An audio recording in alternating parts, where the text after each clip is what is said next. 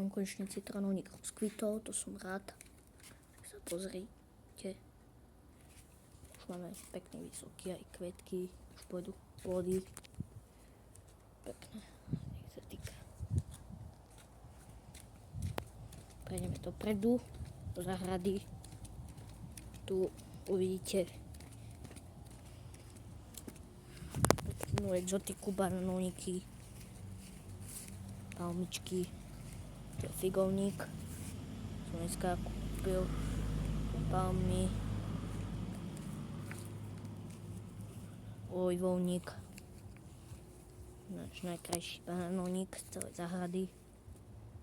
Máme Musio Basio. Toto. Takáto exotika. Tak to je však. A ešte